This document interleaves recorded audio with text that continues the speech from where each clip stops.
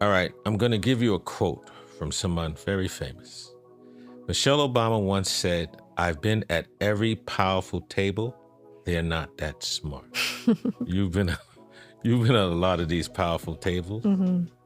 I would say definitely in the sense of not everyone has your experience and not everyone has your background. And why I say this is because I used to think that people at that level had all the answers. They knew exactly how to fix the economy, how to fix certain issues in our communities. And when you sit there, you realize that's not the case.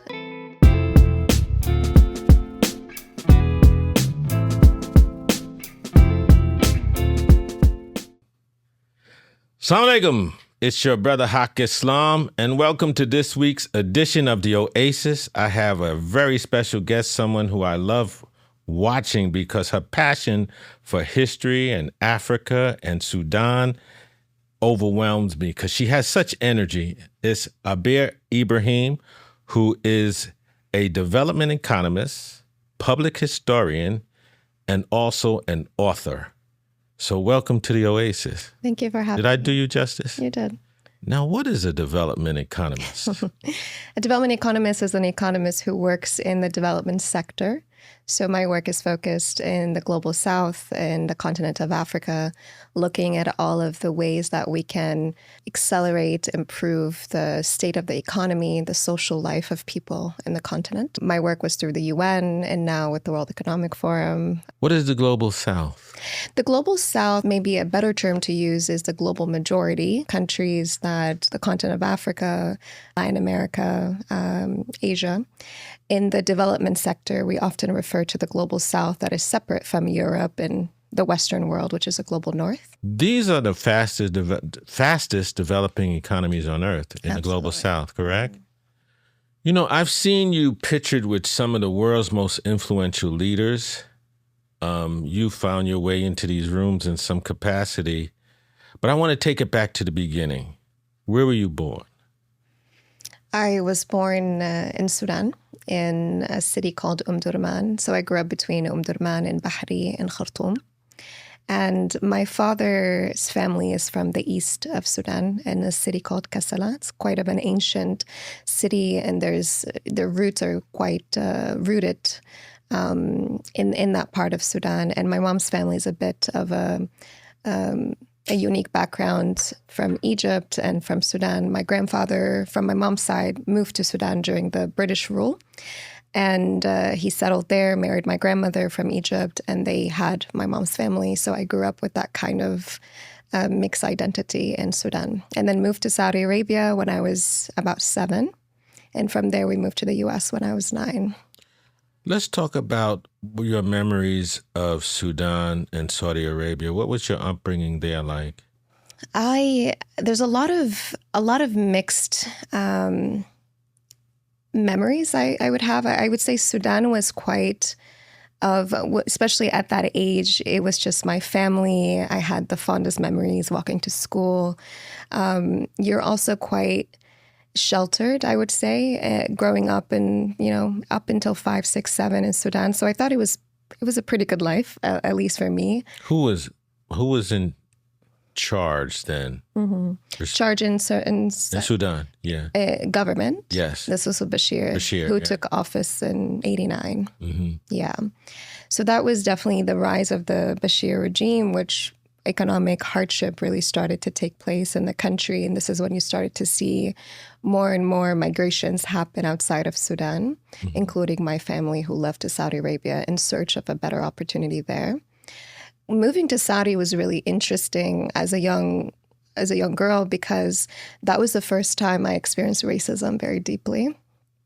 And what was the first incident that you remember?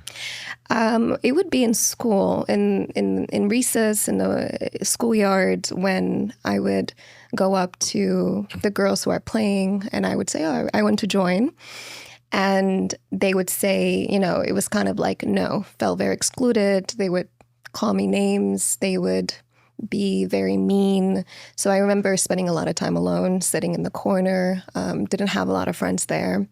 it was mostly from Arabs who were immigrant Arabs, meaning that people from Syria, from the Levant, from, those places, they were not very friendly, but also the Saudis were not very friendly. However, I don't say this to generalize, because I've also had a lot of really positive experiences there by the locals who were very kind, hospitable, welcoming. So it was a bit of an interesting beginning of an identity crisis in a way, because growing up in Sudan, you see yourself as Arab, Sudanese, African in a way.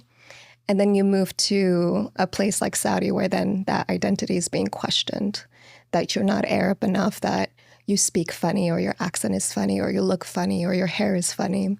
So that was kind of the beginning of that questioning of who are we really? It saddens me, because just, the parallel Black experiences just makes me sad, particularly when it comes to Islam, because what we know, the Prophet's last sermon, Prophet, peace be upon him, Prophet Muhammad, talked about there's no racism in Islam, but we see it so much. Absolutely. And for a little girl, my heart goes out to you, because that's crazy. So you migrated to America. Please tell me about that. So we came to the U.S. Just right before 9/11. So that was kind of an interesting time. My mom is a covered woman, and she worked at the airport. One of the, earliest memories we've had of the U.S. was that she was laid off, and then there was this kind of rise of Islamophobia. I grew up very rooted in Islam and very rooted in our identity in Sudan and in Saudi Arabia. And coming to the U.S., I think there was more layers to what that looks like. U.S. was interesting because all of a sudden I'm learning English for the first time, and you're now in public schools. Culture is different. Your identity is being questioned again. What are you? Are you Black? Are you Dominican? Are you, people didn't really understand what someone from the continent or from Sudan would look like and what that experience means. So now all of a sudden we're growing up in this new culture, and there is a growing gap between my parents' generation and our generation, whether it's a language gap or it's a cultural gap. So there's a lot of navigating that identity as well. Being Arab, being Sudanese, being African, being Muslim, and now being an American, that starts to really take different forms depending on what spaces you're in. This is the reason why we're here, because particularly for succeeding generations who have to go explain to their parents that they want to be a historian or an author or anything creative like a comedian or a politician. It's outside of our parents' purview. So we had to navigate that. So this is why I'm so happy you're here, so that, if someone wants to say, hey, I want to be an author, I want to be a historian, an economist for the South. I didn't say that right. What was that again, please? The global majority. Global majority. Yeah. Okay, cool. Now, but what drove me to you was your passion for Africa and history, and how you present it in such a palatable way that makes it friendly to just absorb the incredible amount of information that you have. When did this passion for Africa begin? And history? Yeah. It's a really good question, because I can't quite tell you where it started, but I can tell you that it may have started with my grandfather, who launched the first public library in Kassala. This was before Sudan was even a country. That's unbelievable. Yeah. Tell me about your grandfather. From what I know, I've never met him, but I've learned a lot about him through my own father, who also grew up in that literary kind of revolution of a time. my grandfather was someone who was a free thinker who really wanted to drive a literary revolution within a time when you had European imperialism really growing in the continent. This is during British rule at the time in Sudan. So he wanted the people in Eastern Sudan to have access to global thought and what was happening, whether it's geopolitics, whether it's, debates on all type of topics and conversations. So he would import books through the train from Cairo, from London, from Beirut, in Arabic and English and whatever language he was able to get his hands on. And then he also started the first theater in the region as well. So they were doing a lot of public plays depicting different traditional stories and ancestral knowledge through all these kind of, I don't know what you call them in English, but essentially, oh God, I can't think of the word now. It's like a griot? No, the word is slipping my mind. What do you call it? A folklore, sorry. Yeah. Folklore, yeah. So there's a lot of folklore involved. So my dad grew up in that. He would tell me stories that kids would leave school and the first thing they would do was rush to this library to get the latest magazines to read about what was happening in other parts of the world, what's happening in Sudan. So my dad grew up seeing this, and then he moved to Khartoum where he got his university education. And he is a historian himself. He loved telling history. My earliest memories as a child was my dad telling me stories about, the Ahmed Dinar of Darfur, about, the revolutions, the Mahadist revolution, telling me about basically ancient history, about the Kushites. I mean, these are stories that I realized not a lot of people had access to. And I grew up with that, seeing it as very normal, part of kind of who we are. And I think from there, as my identity was kind of questioned throughout my life, navigating new spaces, I started to realize how important it is for you to know where you come from, and that kind of where the curiosity really continued for me. And ultimately, now getting into the space of development economics and working in the field, it became very evident to me that you cannot move forward as a continent or a nation or a people if you're disconnected from your history. And that, in the case of Sudan, very few Sudanese people actually know much about their history. And that's by design. By design. It's by design. Yeah, it's the same with us as African Americans. Yeah. It's by design. And now we are trying to reconnect with our history, with the continent. But let's go back to your first job. What was that? My first job in the field, or your first job ever? Period. Ever. I am very proud to say that I've worked every kind of job possible. My parents are immigrants to the U.S., so I never shied away from an honest, decent living. And at 15, my dad encouraged us to go out and get jobs. So I remember working at a rotisserie chicken store. And from there, I worked in retail, I worked at the mall, I worked as a waitress for some time. So I funded my university education because Where'd you go to university? I went to Mary Washington for undergrad. Virginia. At Virginia, correct. I did graduate studies at Georgetown and also New England, where I got a master's in health economics. And what was your graduate at Georgetown? It was an international development. Okay, so we discovered your love for history is rooted in your family, but you really didn't pursue it in undergraduate or graduate. International relations really wasn't linked to history. But it is. Please. Yeah. Explain. So I did not study it or pursue it in an academic sense. I pursued it by traveling to over 50 countries and living in the community. One of my first actual jobs in the field was as a Peace Corps volunteer, where I lived in Tanzania, a very remote village, for about 3 years. And that was one of the first exposures that I had to the continent in a way that I never imagined. I didn't grow up in a rural community in Sudan. What? Whoa. You 3 years, Tanzania, rural village. What provoked this? My mom would tell you that I was rebelling against her, but the truth was I always felt there was something out there that I wanted to connect with. And I felt very strongly about Africa, and I wanted to be a part of what that could look like for me. So when the opportunity came, I know there really was not a direct way for me to experience that. And the Peace Corps was a good opportunity at the time where it facilitated this ability for me to go and experience a completely different life as a development practitioner at the time, to get exposure. But what it did for me was more on a personal level. I was in a community that felt familiar, but also was so different from what I grew up. And it was the first time I realized how similar Africans were. We all grew up super fragmented. I mean, I remember my mom, when I told her I was leaving for Tanzania, she was so worried.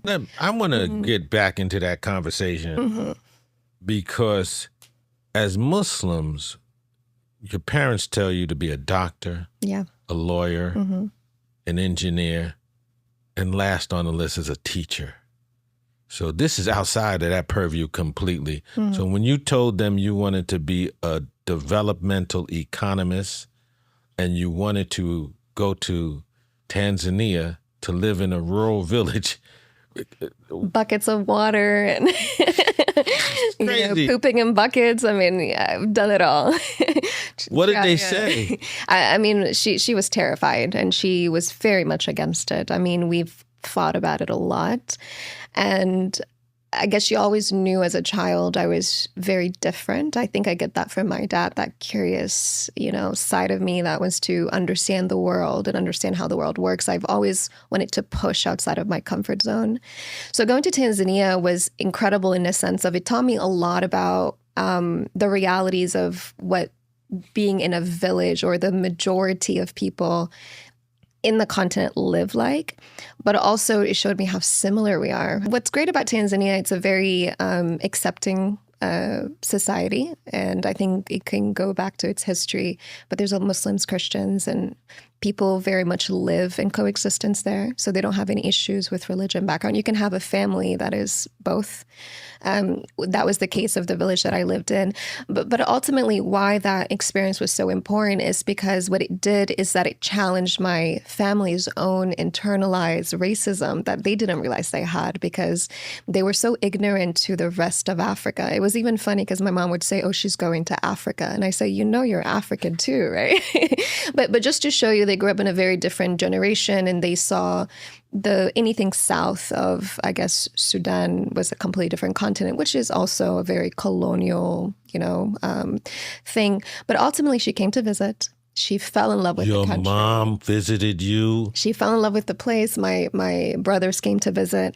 And what that did was open a completely different perspective for them, my entire family, both in the U.S. and also in Sudan. And they were like, wow, we had no idea that we were so blinded and ignorant to how other people lived in the continent. And that was a way of bridging between my family and also maybe the rest of the continent, which led me to wanting to do more content online.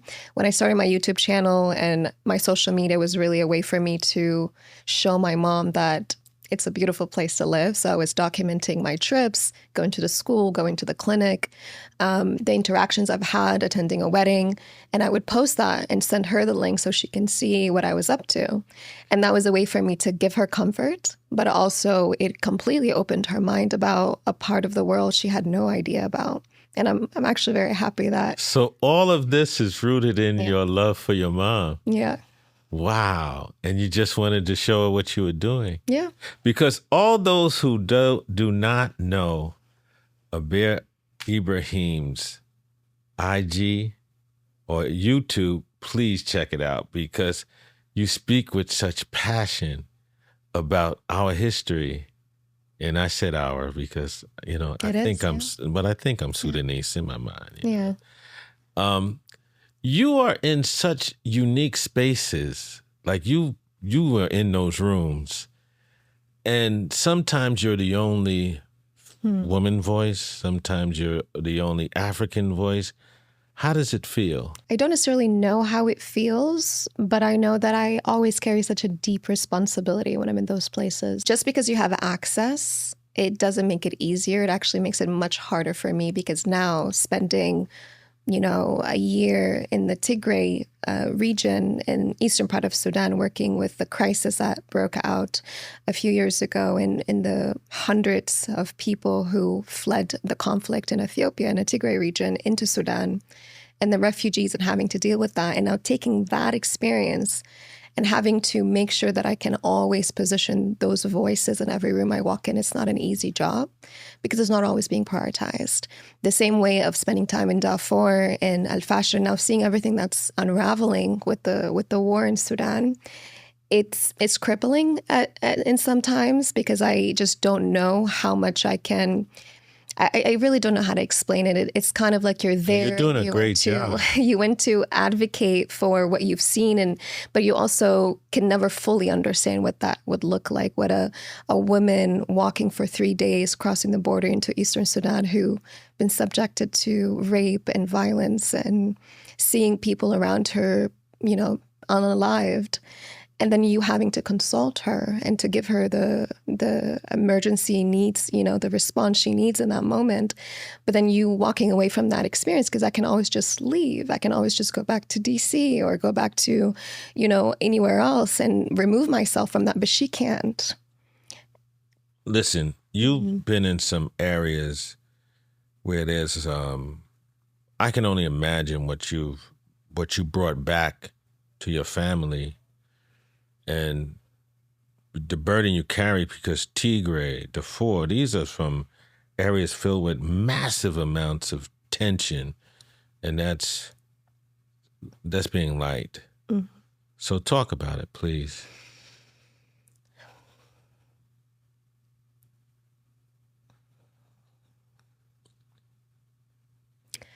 I don't know how to talk about it. And what angle? What would you want me to... The experience.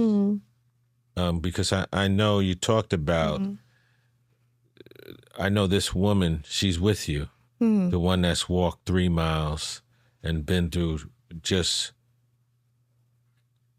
I can't even imagine, nor do I really want to articulate what's in my head, because I can see her just from images.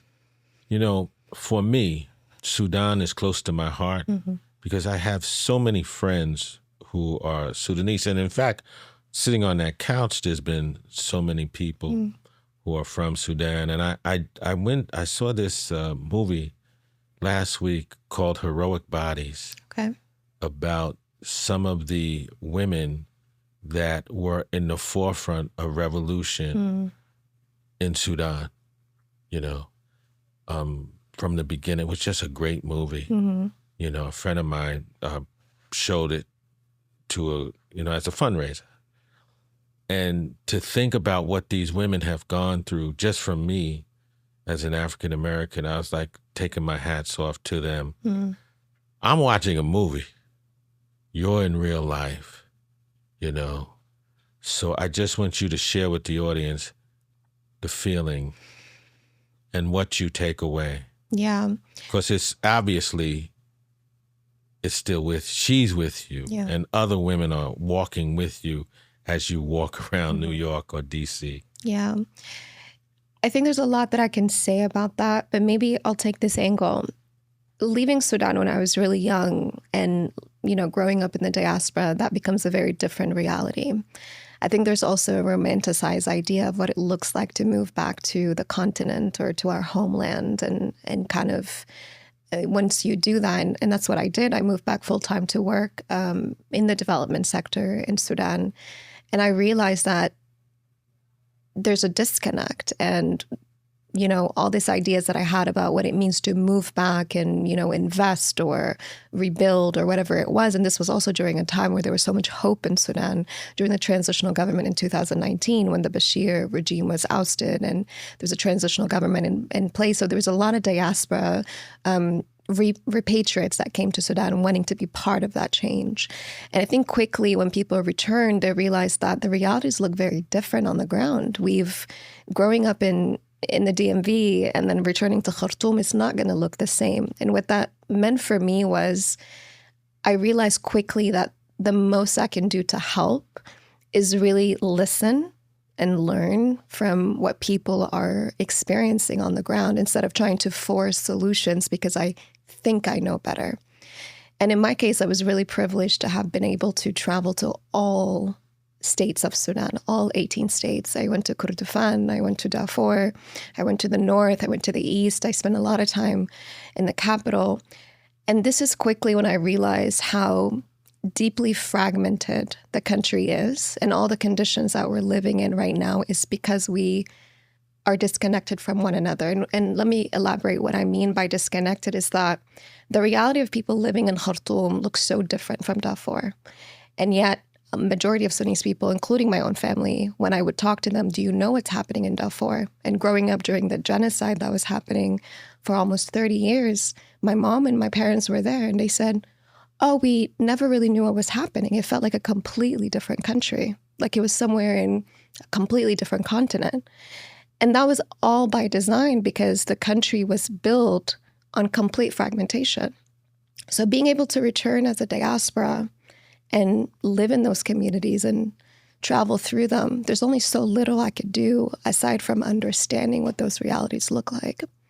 So now when you're seeing the war is breaking out again, you realize it's because of those mentalities of a lot of us who come back and are not taking enough time to really understand what it means to be diverse as a country.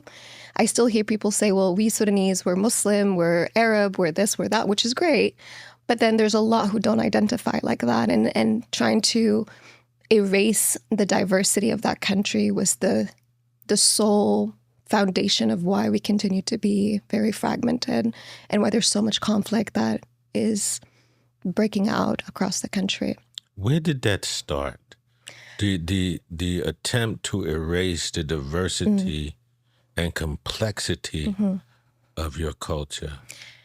That's a very good question. So we can take it back to, let's take it back to 1898.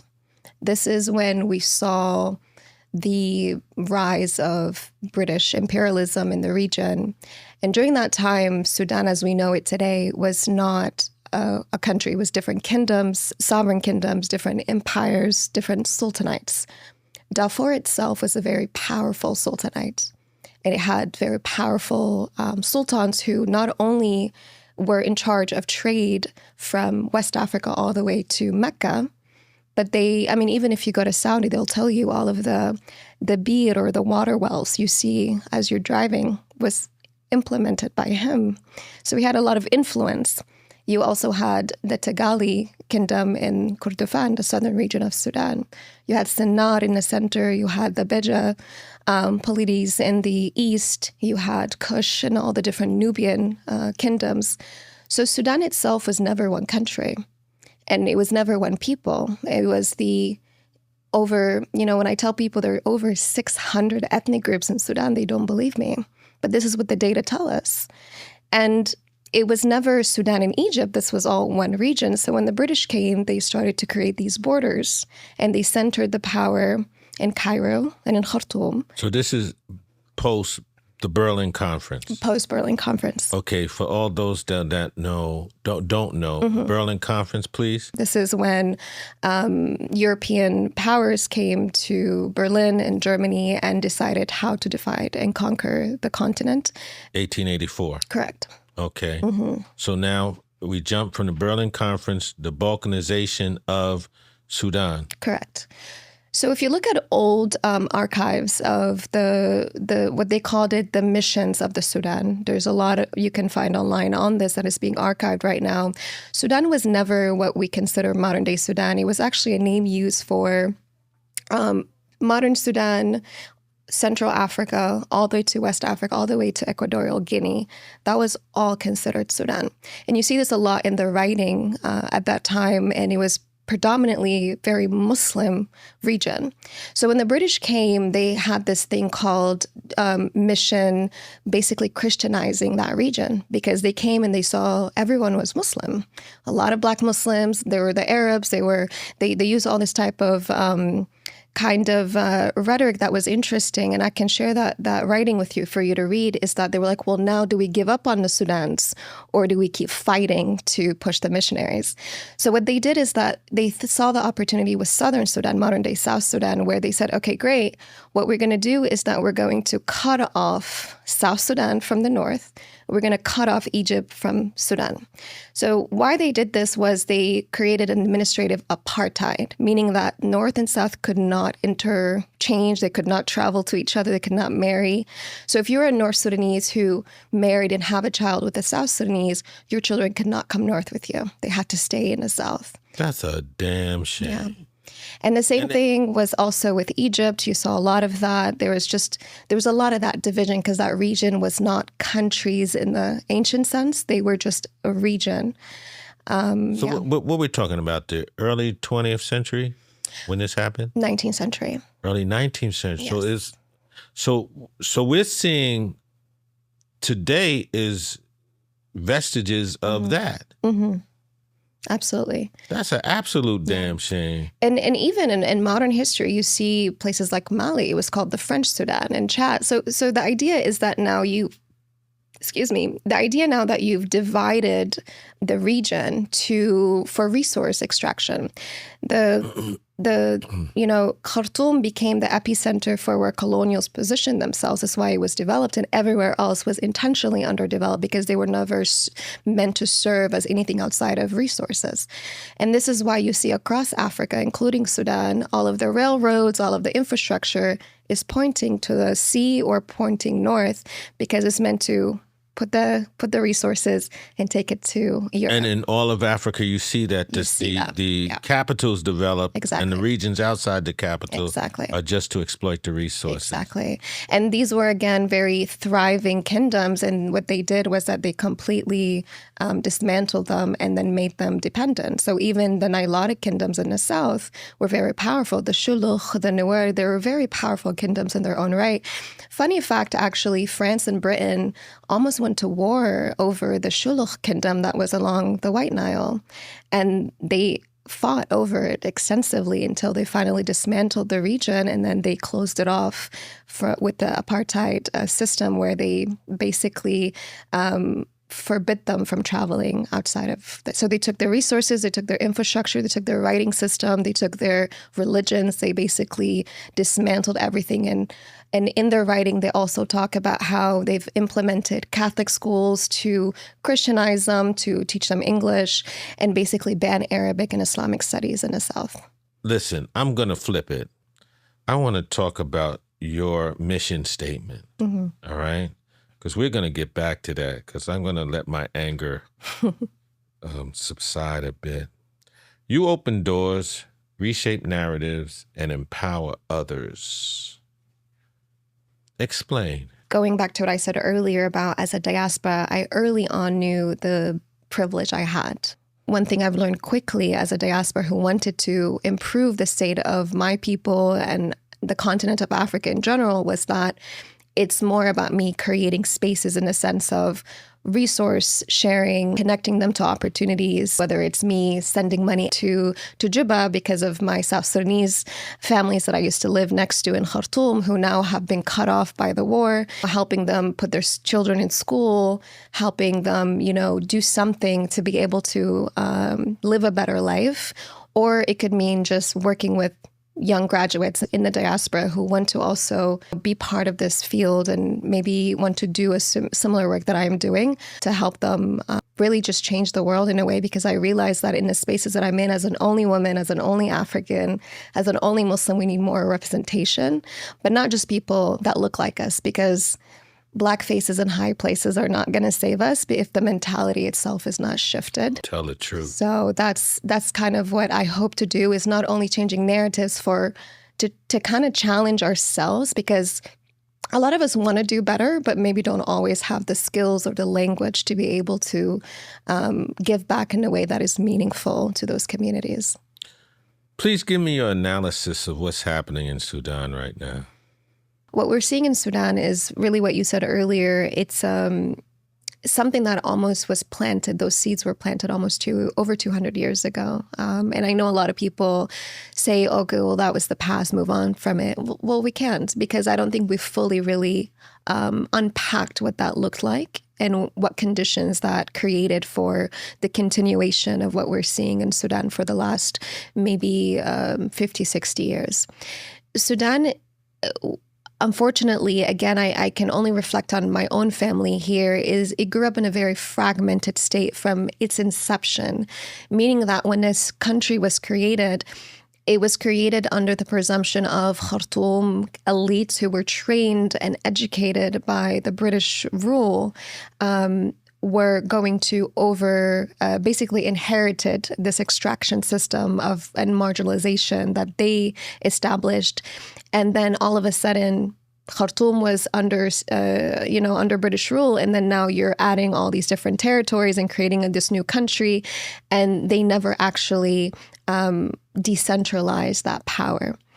And that just continued up until now. And again, my own family who grew up in Khartoum will tell you that they knew very little about the rest of the country. Wow. They didn't know what Darfur would look like. It's not easy to travel to those regions. And the media was very good at continuing to kind of put people in a very dark place. So when there is a genocide happening in Darfur, people knew very little about it. I sit down and I talk to my elders and my family a lot. Did you know it was happening when it was going on? They said, we kind of heard about it, but we didn't have all the information. So now that the war has pushed so many people outside of the country, it was the first time that people realized, like, wow, we were really, really living in a dark place. We didn't realize how bad it was in South Sudan. We didn't realize how bad it was in Darfur. And maybe that was a good thing that happened in recent times in Sudan, where people now all of a sudden are questioning everything they grew up with. Now people have more access through media, through TikTok, through Instagram, where my mom can say, oh, wow, I saw a situation in Al-Fashir in Darfur where a woman was, being lynched or whatever. And I never knew it was that bad there. And now she's advocating for what's happening in Darfur, but she didn't have that exposure when she was growing up. So I would say what's happening in Sudan and what happened in Sudan is that there was an intentional fragmentation of a people, and that made it okay for the elites to continue to dismantle and marginalize and exploit the rest of the country for their own power. But I'm seeing it is starting to change, and I'm hopeful that when everything settles and the war is over, people will return to Sudan with a new mentality of the only way for us to be a nation that moves forward is to unite as a people and understand that what was happening before can no longer happen anymore. Where is the change coming from? It's coming from the youth. It's coming from social media that's giving people the opportunity to have access to some of the remotest places that they didn't know about.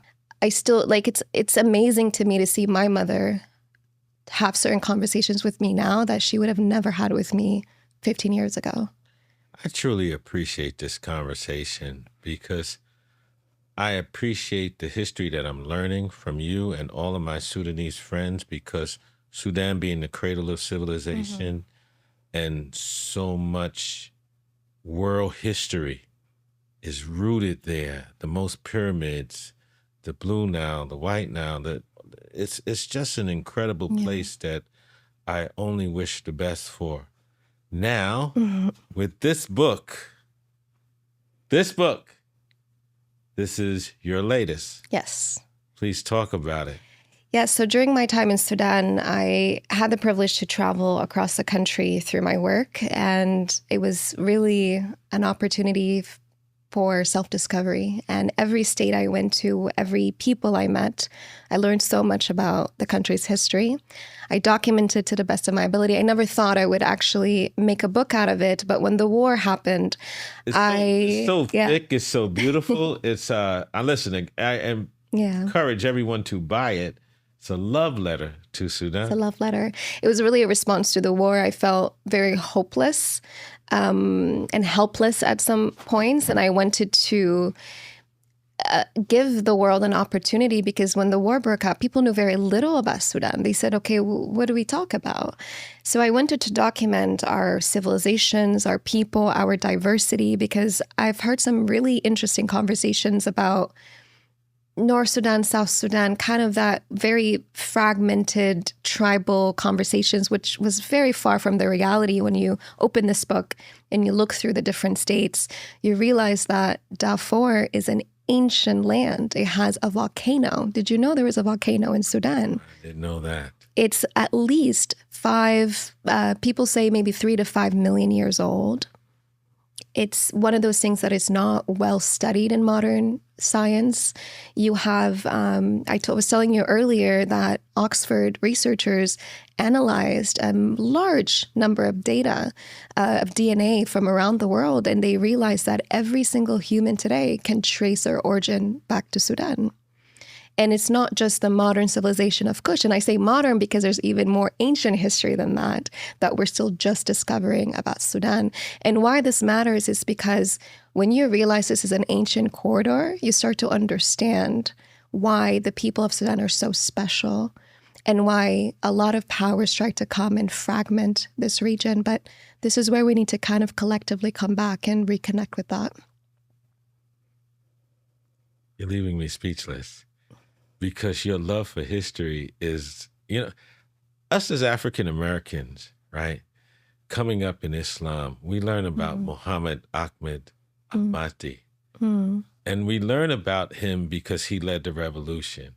So we have this picture in our mind of Sudan, and a lot of our revolutionaries pointed the younger generation to him as an example. So for us, Sudan has this major place in our minds and in our hearts. That's why Malcolm X was so obsessed with Sudan. Exactly. Just the truth. We were all upset. All African American Muslims are obsessed with Sudan. This is what we were taught.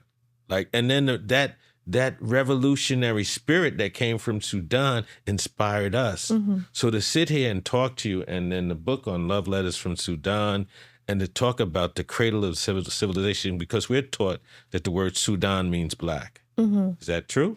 There's a lot of theories on it. I think the most popular one is that the land of the blacks. And again, I was saying earlier that it wasn't in reference to the modern day Sudan. It was really a regional reference that was used by medieval geographers in I guess northern part of Africa, in the Arabian Peninsula. And the Arabian Peninsula, they referred to Nigeria with Sudan, Mali with Sudan. All of it. All of that. This is what we're taught. Yeah, exactly. And this was pre-colonization because the original man, the original woman, the original people came from the cradle of cradle of civilization, which was Sudan. Yes. And this is why we look to Muhammad Ahmed El-Mahdi as that's our guy. And we would watch that movie Khartoum, I believe it was, with Charlton Heston, whoever it was, where they had the white guy playing Muhammad El-Mahdi. But anyway, you get it. Love letters. Love letters to Sudan. And this is from your heart. Yes. Give me the top thesis that you want to give from that book. This is really an invitation to anyone who wants just a glimpse into what Sudan is. Unfortunately, for the last 30 years of complete blackout on Sudan culture, Sudan history, Sudan people, during the Bashir regime, I think people were very disconnected. The public memory and knowledge of Sudan was completely wiped out.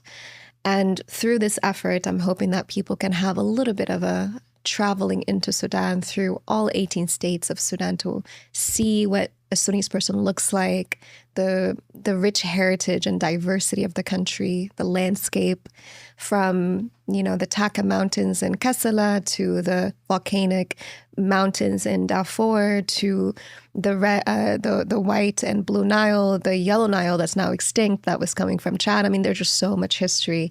And obviously the pyramids in the northern part of Sudan with the Kushite civilizations, and also Kurdufan, we cannot forget, in the Nilotic history in the south.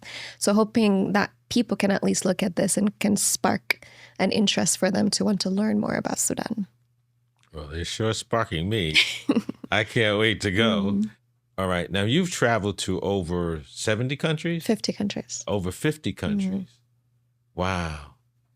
And throughout this process, where do you see the most important parts of Africa? I want to focus on Africa to invest. Right.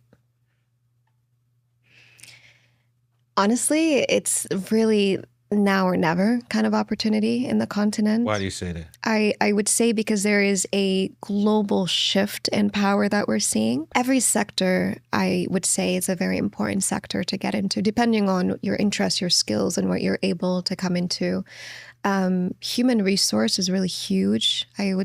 People don't think enough about the importance of what it means that now you're looking at, by 2030, the largest population in the world. You're looking at under the age of 25. So the youngest population in the world is going to be in Africa. So that's your workforce.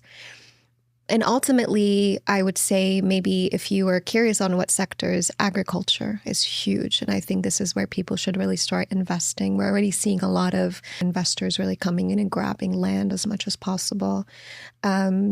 Manufacturing, creative economy is really growing right now. You're seeing Meta investing significantly in the continent, in the big economies like Nigeria. You're seeing, UAE just invested $1 billion in Ghana for their AI and creative space. So this is kind of the wave you're seeing of people coming in. As a diaspora, maybe you don't have that kind of capital. Where can you start?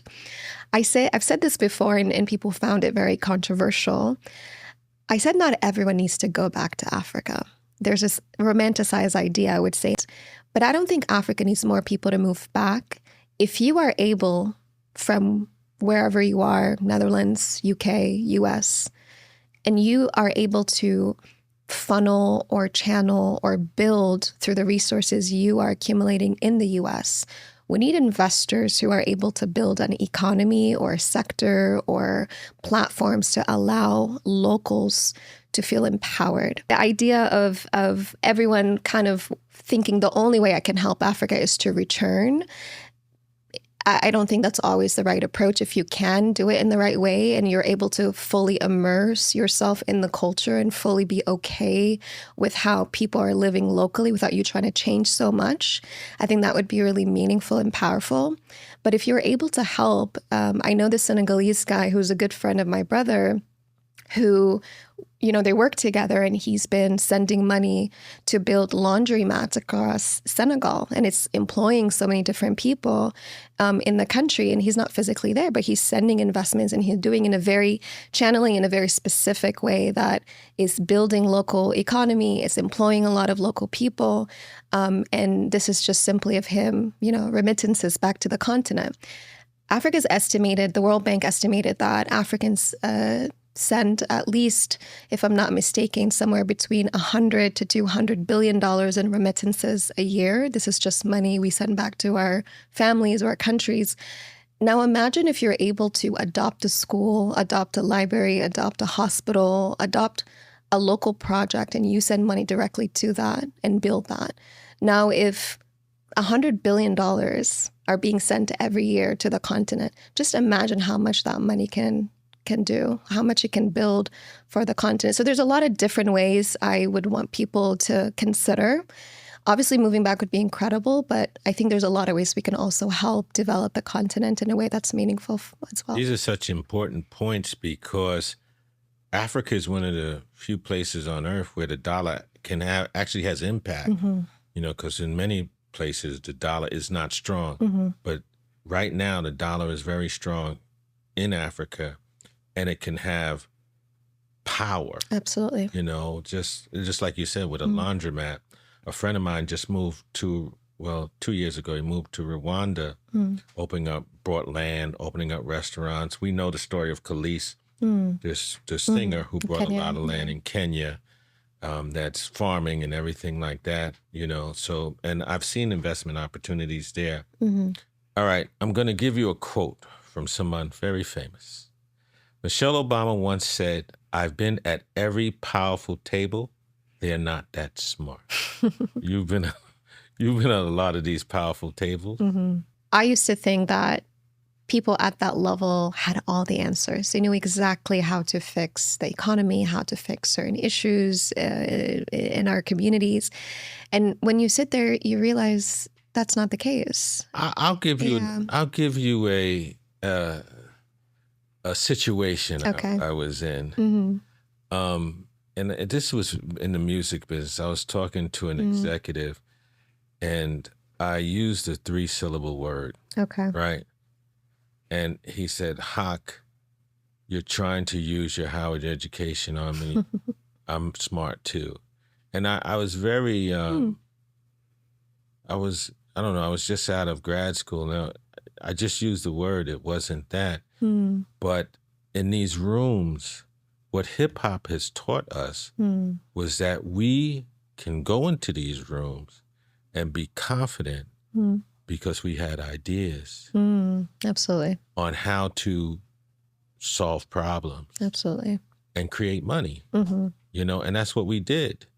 You know, so sometimes you would have to get past that barrier of using a 3-syllable word and them being intimidated by it. But ultimately, it was a business. And in hip hop, we say, well, do it this way. And it was successful.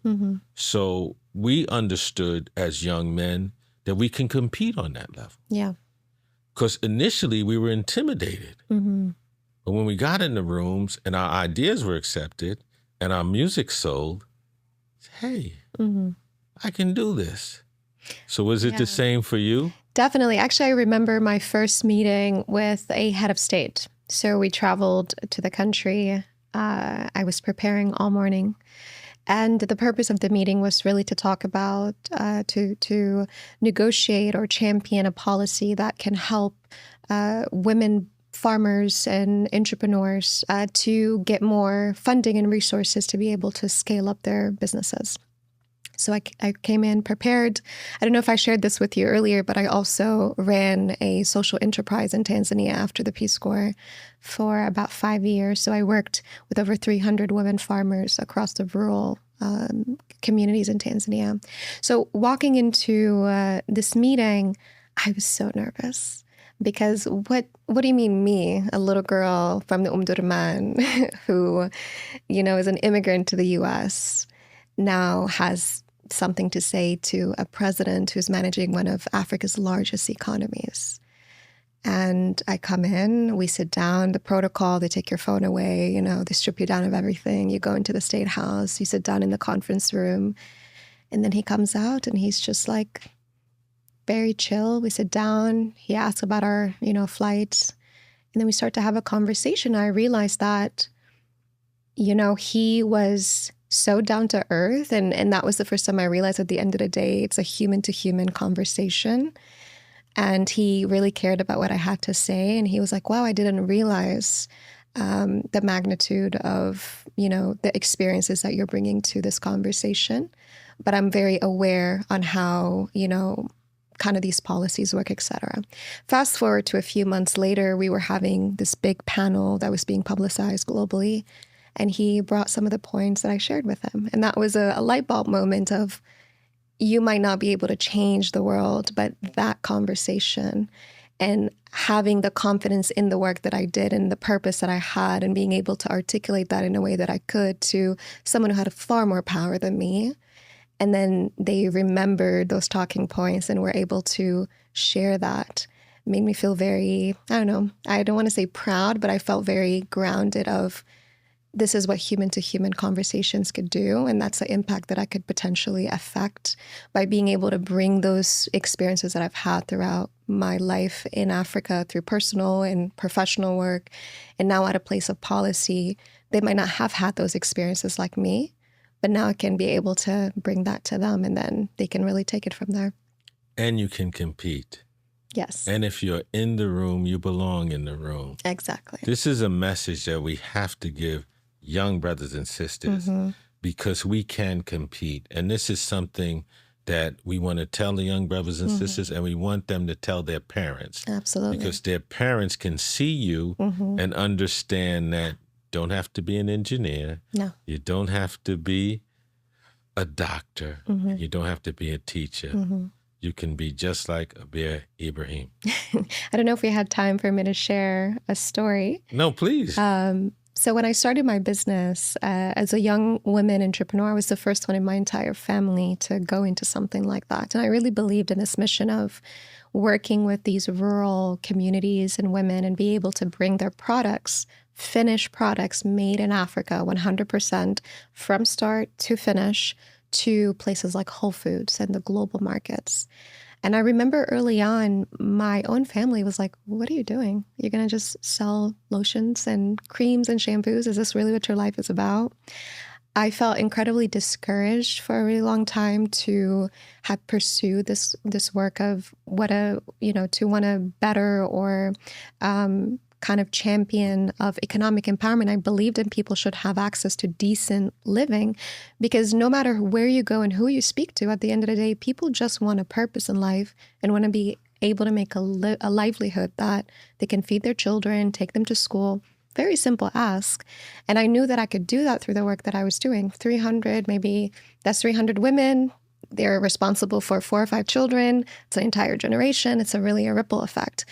But ultimately, I was really happy and proud of myself to push through that, because I realized, well, just because no one has done it before that I know, that doesn't mean I can't. And through that, then I inspired my cousins who decided to also start a business in Sudan. And then that inspired other people to want to go into completely different. One of my cousins was a doctor because that's what she felt was asked of her. And then she decided she wanted to shift into business, a business degree, and wanted to do more of the entrepreneurship work.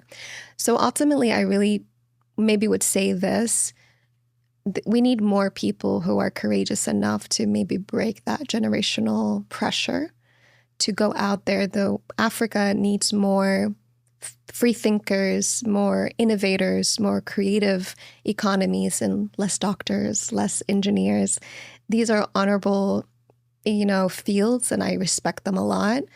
But when you are in Sudan and 2,000-3,000 doctors are graduating every year with no job, maybe you need to start rethinking of, the country needs more plumbers, more businesses, more entrepreneurs. And one young lady I remember in Sudan during COVID decided to leave her job as a doctor and decided to start a sanitary pad factory, creating face masks, sanitary pad for women who didn't have access to it. And she built the first factory in Sudan, just doing that. So this is kind of I really think more and more of us need to think about that. This is what we need. This is a wonderful conversation. I'm so sorry it's coming to a close. Let's talk about Stolen Genius. Mm-hmm. That's your next book. Please. Stolen Genius is 100 African innovations throughout time. And the idea came about very randomly, where, in the field that I'm in, I constantly hear the narrative of, well, what did Africans innovate? What did Africans, do? Whatever Africans did is Egypt, and Egypt is not really Africa. All these kind of narratives. And if I may, there's no pyramids in Sudan. Yeah, you hear that all the exactly. Time. So there's a lot of that, and I'm not talking about just regular online discourse. I'm talking about people in the field. These are supposed to be the smartest people in the world who know very little about our achievements and accomplishments throughout the world, including a lot of us who were not, exposed to this information. And this is when I realized that we need to document this in a way that could be accessible to more people. There's so many historians I read from and learn from in Sudan, but they all speak in English, in Arabic, so it's not accessible to a global audience, or speaking in Beja or a different, language. So being able to access such a diverse, platform of resources and traveling to so many different places, you realize like the earliest mathematics tool was in Africa. Solar, calendar, even in Islam, when you look at some of the rituals and traditions, the cupping, all the sunnah practices, it all came from Africa. When you look at the jalabiya that we wear, that is, a lot of people see it as a symbolic thing of Islam or of the region. The oldest actual garment that resembles that came from modern day Egypt and Sudan and Nubia. You see it in their, kind of hieroglyphs or drawings or depiction on the walls.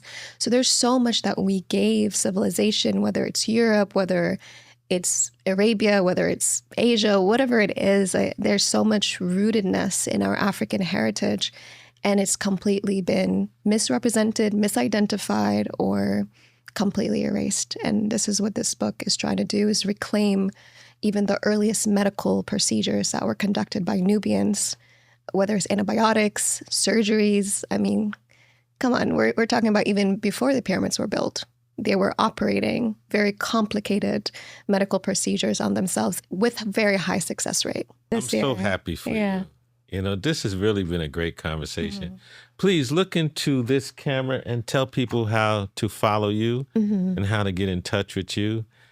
Her YouTube channel is extraordinary. Her IG, you make history learning fun.